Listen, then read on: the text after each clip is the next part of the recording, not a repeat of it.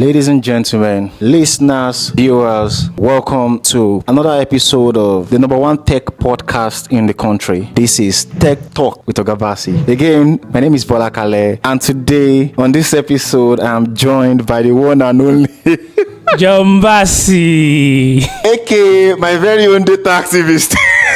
How is activism going these days? Honestly, it just looks like the government is never listening to us. That episode, it drew a lot of people. Yeah. A lot of people were showing their grievances, but we've not still seen the unlimited data. So let's hope that it reaches the right people. Do you know how bureaucracy works now? Maybe they've set up a committee that will set up another committee that will look into these things. But I mean, 40% increment very soon. We can only pray for better plans. I don't think anybody has implemented that so far. Yeah, but sure. I heard the National Labour Congress, they want to go on strike because of the increase. I mean, I saw the news, I was just like, these people are striking for the wrong reasons. They should ask for better plans, because if they close, NLC cannot fund. No, they can't close. The relationship is symbiotic.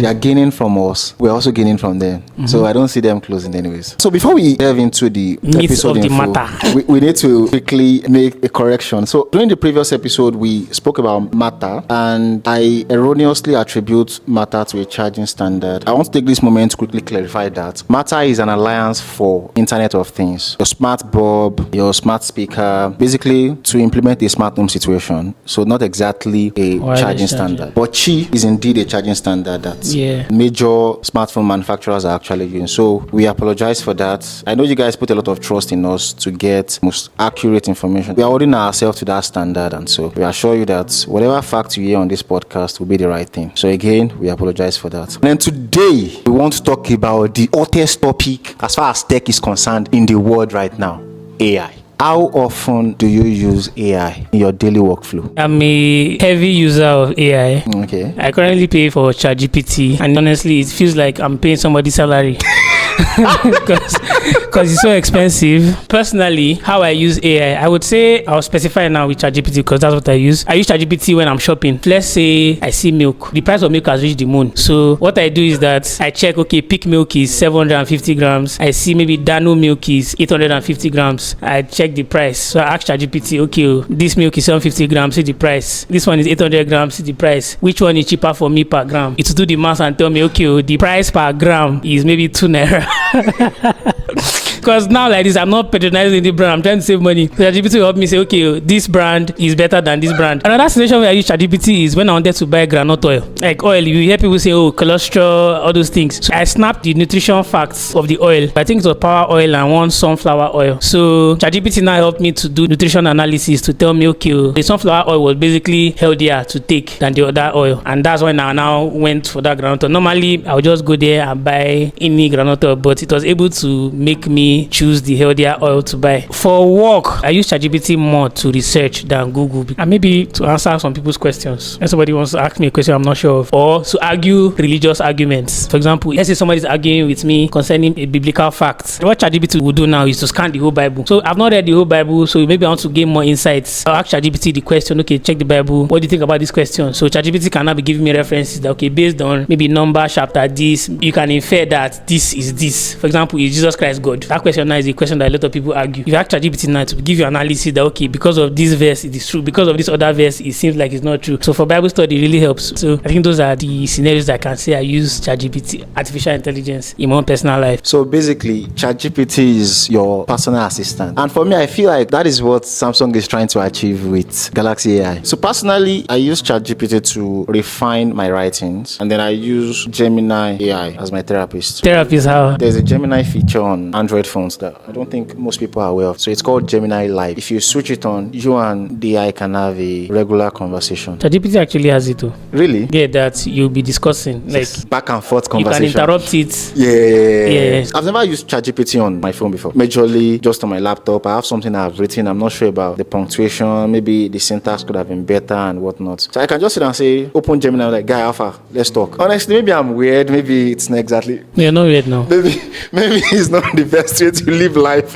Maybe I need to go outside and touch grass. But it's so well built that you can have full-blown conversation about anything. I remember my first use case. I said I want to start content creation, and I have a Samsung Galaxy Note 20. My niche is going to be tech. What suggestion does Gemini have for me? And then he went on and on about, okay, Galaxy Note 20 is not a bad device to start. It has a Kinecon camera. These are the things I think you should do that will make it better. Maybe Give get advice. a mic. Yeah, and then I can interrupt and be like, oh, what if I don't have money for a mic? And he's like, okay, you can still manage with the inbuilt microphone. Just get a very quiet place. Practical advice. But you know that these AIs are basically guessing every single output. It's mind-blowing that every letter, every word is basically a guess because of the patterns of how people text. I don't even know how to start explaining. I mean, there are parameters. And then recently I discovered that you can run these things locally. And I intend to do that myself on my second laptop at home. But I don't think the laptop has enough graphics power to support it. But if you have a laptop with extra juice, you can run your own Language model. LLM in your house locally. That's fascinating. No internet, just tell me this. Bam. I'm really excited about that possibility. You mentioned that Gemini is your therapist. Yes. Let me gist you one time that ChatGPT saved me. So I went to a hospital and the doctor wanted to give me an injection. So I asked the doctor that, what injection are you giving me? He said it will cleanse my system. Okay. So when he said it will cleanse my system, it was not very specific because what does cleaning mean? Yeah. Exactly. So I asked him the name of the drug because the doctor said that, oh, when I take the drug, I should just be drinking plenty water. I realized that what that injection would do was to basically make my kidney to just be draining water. Any water I drink will just be going out. The kidney will not hold it. And I said, boss, thank you very much. I think I'm okay. Would you advise that? Because even ChatGPT, there is a disclaimer on that ChatGPT that says that this model is capped. Something along the fact that it can make a mistake. So that's why when I text ChatGPT, I say do research so that I know that, okay, it's not just pulling up words from his database. Exactly. And when it gives me advice, you see references to all these medical websites. Because at the end of the day, doctors are also guessing. That is the truth now.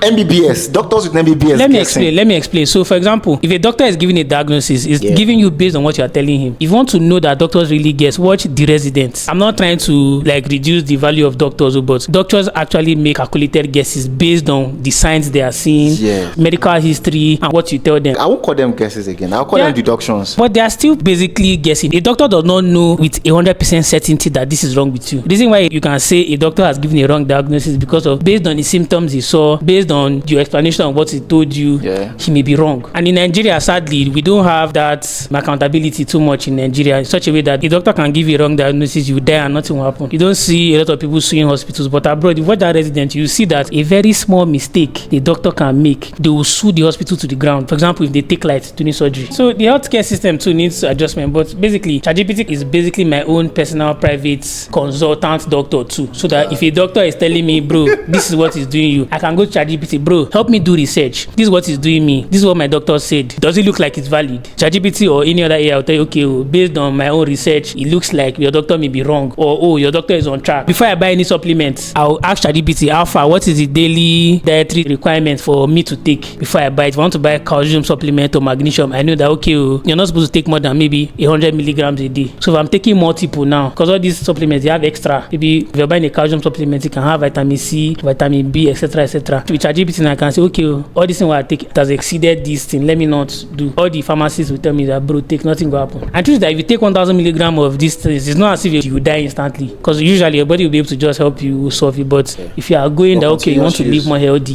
you may end up killing yourself more. So you get, so it actually helps in my own way. There are many generative AI now, like there are tons of examples. So outside of ChatGPT from OpenAI, Gemini from Google, and then maybe Copilot from Microsoft. Copilot is also powered by OpenAI, ChatGPT. So outside of those three, which other ones have you used at one point or the other? I've used Claude. Okay. Claude is for writing. Yes. I write some blogs for Ogabassey, some, because it's not my own job role, but when I'm inspired, I can also write and submit. If it's approved, we post it. During the Christmas campaign, we used Runway. What Runway did was video expansion. For example, if you shoot a portrait video, it can expand your environment. So the way we shot the video, my hands were not showing. Okay. So, but when it expanded the video, I had hands that were moving according to my own body movements. And the hand was generated. The hand was generated. The environment was generated. It is another level of where AI is going to. Is it behind the paywall? Is it free? It will give you some credits, maybe 20 credits. If you use the 20 credits, the generation will expire. I had to use my second email to do the next generation. And after that, I can't start creating 100 emails now. Wow. So after my 2 emails, I rest. So that's wrong way. Wrong way ML. That's the name of the AI. Another one that I've seen is Captions. Captions is an app for subtitling, but in Captions, you see where you can create an avatar, where you just type a script and you have a human being reading out the script as if it's basically creating content. I've seen other AI for voice cloning, face cloning, a lot, but I've not used. I think those are the ones I'm aware of currently, but there are so many. So there are a couple, Perplexity,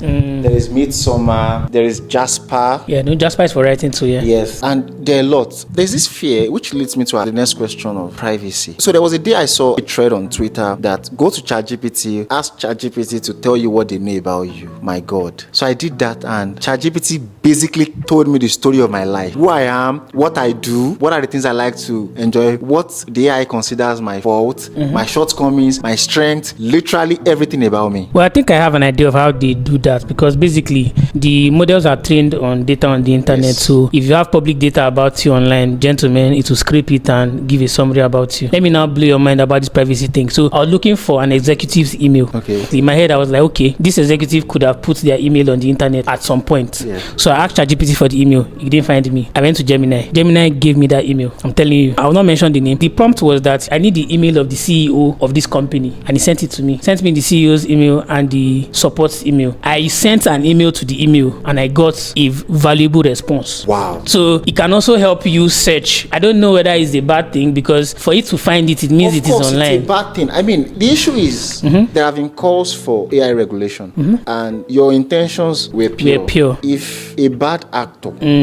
has access to A CEO's email. the kind of things that can be done with that, and I feel Gemini has that advantage because of Google, yeah. I can easily go to Google and scrape data and all. ChatGPT has a feature called memory where it stores all past interactions. Yeah, but there in ChatGPT, they tell you do not use real figures. Most people, if they want to do analysis, if you want to maybe ask a question, you're asking a question about a real life problem that That's you the have. point. And when it comes to internet privacy, I feel we really don't take it too seriously in Nigeria. Especially in Nigeria. We don't take it too seriously. And it's crazy because a lot of people outside of the country see us as the headquarters of fraud. I mean, the Nigerian prince, Yahoo boys. Most of these companies too, they are not registered in Nigeria too. So Nigerian government cannot necessarily hold them accountable. For example, now, I don't think OpenAI is registered. I'm not sure. Our own data is out there, and any random person Can access that can find a way to circumvent the whatever security they put in place can access the data. There are data protection laws in Nigeria. They are. But I'm not sure people formulating the laws. yet. Okay. I don't think they took it to cognizance AI, because to the best of my understanding, and there's every possibility that I'm not exactly accurate, when the data protection laws in Nigeria were formulated, AI was not really a thing. Yeah. It wasn't mainstream then. So they should review the laws. So it's time we started putting things in place to account for this new development. Which leads me to the next question. I mean, ChatGPT, does it speak Yoruba? Yes, actually, but it's with a wise man's accent. So is what a Nigerian can actually put upon himself to build, so that maybe we can have an LLM that would maybe translate Yoruba to Calabar or Igbo to Hausa directly without coming to English. So it can really help to bridge that gap, because that's a problem, and to help with learning too. For example, if let's say you're taking classes, right, and the AI is on the spot translating your professor to Hausa or to Igbo. So it will just transform the education system. Honestly. That people that don't have access can learn complicated concepts in their native language.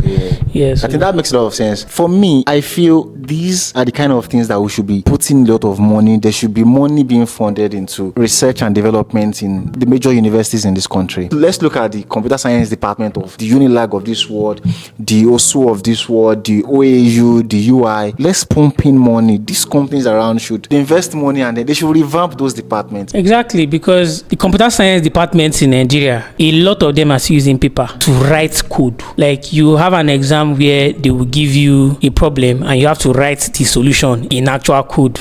on paper. It's terrible. I don't know if they want you to cram it. I mean, I think Unilag has caught up, but I'm sure a lot of other universities right now in 2025 still require students to write code on paper. It's not the future. That's crazy. There's no point cramming lines of code, cramming variables now, when even in the real world out there, you can get AI to do most of the things. Exactly. AI now can code. So AI can run. you just need to understand what is happening in the code so that if, for example, the AI has given you an output, you can look at it and correct the AI that, bro, this is not supposed to be this. Or you get code from AI, you deploy it and it's not working. In fact, programming is probably the one place that I feel AI is now very advanced. I remember my workplace where we're trying to build a solution where we'll send emails to clients on their birthday, and then we had to pay somebody to develop a script for us. This was maybe 3, 4, 5 years ago. This is something that now, if we were to do something like that now, ChatGPT will run it in seconds. Which brings me to my next question. The biggest fear, apart from privacy, when it comes to AI, is the potential job loss. There are fears that a lot of people will lose their job. I mean, for someone like me, or for somebody in marketing communications now, AI has made it very, very easy. You can just sit down and tell ChatGPT, this is my business, this is what I do, this is what the demography of my typical client look like, these are their problems, these are my company USPs, design an actionable marketing strategy / plan that I can run, give me a content calendar for my social media platforms, and in seconds, AI will provide answer. This is something that you employ people, you pay them salaries, and then they spend weeks working on. Wow. So do you see a future where AI takes all our jobs? Well, yes, up to a point. And why I say so is because, for example, customer service roles, I'm sure that AI would delete about 50% of the jobs. But where you will be caught slacking is if you do not upgrade yourself. For example, the AI customer service bots will most likely need like a supervisor, because AI would handle maybe 99% of it. There are some situations where they will still need humans, or they need someone with experience in that company to train the AI, maybe on the SOPs or information basically about the company. Now, you may need somebody to help guide the AI. So if you as an individual, your company sees that you can use AI or you are very knowledgeable in terms of AI use cases, they may want to retain you so that you can help the AI work better. But if you want to say, oh, your job will be lost, it is your fault, because now you are seeing the world evolving and you are refusing to evolve with it. I mean, if everybody is seeing that things are changing, you should be wanting to change with the times too. So if your job is lost as a result of AI, I would not say it's the AI's fault. I would say it is the human's fault for not trying to be the AI trainer or the AI assistant or the AI supervisor. With the times. Exactly. For example, Elon Musk now has said that he's doing brain chips. In one of his videos, I saw him say that if AI gets super intelligent, he would want us to be as intelligent as AI. Because imagine ChatGPT being able to browse the internet in seconds. You send ChatGPT 10 pages of text, immediately you can summarize it instantly. So what we are trying to compete with is not something you can't compete. Exactly. So if Musk now does his AI chip, his brain chip, says okay, he wants to supercharge our own intelligence to be able to match it, because he has seen that these computers or these entities have the potential to even be, not have the potential, these entities are 100 times smarter than us. So if they train them up to a level, they may not even need us anymore, which is part of the job loss. But I don't think anybody would want AI to totally run his company. So there will still be need for humans, but fewer. So it's not be our own job to make ourselves more valuable in our organizations. For example, if there's no customer service role now, you can port to maybe creating content. You can also upgrade to roles that AIs cannot occupy, because AI cannot do everything. Physical meetings with clients, AI can't do that. Can run it. So if you need to change or do more training to become better at another job, or basically learn a new job, because AI cannot do it, it would help a lot. For example, in the computer science department that you mentioned, I read that people are building systems where we will not need to code with computer language anymore. With all this C++ and Java, we just need to type English and the AI would build it. In that case now, you can say professors in computer science may lose their job, because we no longer need to learn computer science. The computer professor now sees that, okay, people are no longer learning computer language. It is now English, but the type of English that a computer will understand. He can port to become an English professor in computer science. You get what I mean? So that's basically it, Sha. That's what I feel. I don't think it will take our jobs away totally. It will just evolve our jobs, and I think we should also evolve with the times. To round up the conversation around AI, what's your appraisal of the implementation of AI in the smartphone industry? Bearing in mind that they've been slapping AI on everything for a very long time. Yeah. My Redmi Note 8 from 2019 had AI camera at the back. Technos phones, too, yeah. Infinix phones, they have a camera mode that they call AI cam, and all it does is to just put a filter on your face, change your skin tone to something I really don't understand, and then they call it AI. People have been using it over and over and over and over until Google, Samsung now came in and it's like, nah, hold my beer. This is how to properly do AI. So in 2025, how would you appraise the implementation of AI in the smartphone industry? Well, so far, let me first talk about the trend of Samsung and Apple. I'm finally glad and excited to see a battle where Samsung slams Apple hands down. Samsung is winning. As a no Samsung single fanboy, competition. When I see competition like that, I'm always very happy. I'm so excited that Samsung can finally kill Apple in a competition where Apple users cannot even open their mouth and say Pim. You take a picture, cover your face, then they'll tell the AI to remove your hand. But in actual everyday use, I don't think anybody would want to be taking the picture so that AI can remove your hand there. Although it can help for maybe there are mistakes in the pictures, but in actual use, I don't think anybody want to snap you to be changing your hand. I don't think it's a feature that will be used every day. Exactly. I think it's a feature that, it's one of those features that I will put in a good to have category. You don't need it every day. You don't need it in every scenario. But the day that you feel, oh, I need this. Well, let me show myself. Let me flex. And then you have it. The same thing with S Pen. You don't need the S Pen every day. They've broken our heart, Samsung. Nah. You would have put AI inside the pen now since they were removing Bluetooth. We've been having this test for a while. MKBHD did a blind camera test sometimes ago, and people did not know which phone is which. And I think 2 years ago it was Pixel 7a that won. Wow. Like, people voted Pixel 7a in a blind test as a phone with the best camera. That year, Pixel 7a was competing with, I think, Samsung Galaxy S23 Ultra. It was competing with iPhone 14. Mad. iPhone 14 series. There were a lot of Xiaomi, Vivo, Oppo, OnePlus devices there. And because people don't know, they ended up choosing the Pixel 7a. Wow, that's massive. Really surprising stuff. Anyways, to bring this episode to an end, iPhone 17 series. What are the top 3 features that you're looking forward to? For the iPhone 17, I want Apple to change the design. I'm tired of seeing the same 15 Pro, 16 Pro, see another 17 Pro again. Have you seen that leak? So there's a leak online. Oh, yes, actually. It looks like the Pixel. Yes, that's that Pixel. They're no longer stealing from Samsung. That camera visor on Pixel C7 and 8, 9. I don't know how legitimate that leak is. To be sad though. But if it's true, that's going to be the best looking iPhone in the world. That they copied from Pixel. Everybody has been copying from everybody. That's true, sure. The Samsung Galaxy Watch Ultra is a shameless copy of the Apple Watch Ultra. The Apple Watch Ultra. It's the most shameless. You know when you copy somebody and you copy their market number? That was it. The same orange strap, the same watch face, my watch. The same size. Terrible. I also want them to improve the camera. Although every year they've been improving the camera. The camera has been one of the best in the industry. What I want to see is improvement in night photography or night photography / videography. Who do you think has the best night videography and photography between Samsung, Pixel, and Apple? I will actually give Pixel number 1. Okay. Samsung 2, then Apple. In my own experience, Apple is always disappointing me in low light. That's why I say that. My own rating will actually be Apple 1, for real, 2. Wow. And Samsung 3. I think at this point we'll probably just leave it to our viewers one of these days. They should tell us in the comments what they think too. Guys, which device do you think, in your opinion, it doesn't have to be any of the 3 that we mentioned, which device do you think is the best for shooting in low light situation? Tell us in the comment section. We want to know. For me, Apple. And I don't even like Apple. I don't like Apple. I don't know why he's saying Apple in low light. Okay. We'll do a blind test one of these days and then we'll ask. We'll let people decide without knowing the brand. Because if I see any competition and I know that this is Samsung versus Apple versus... The bias is there. There'll be bias.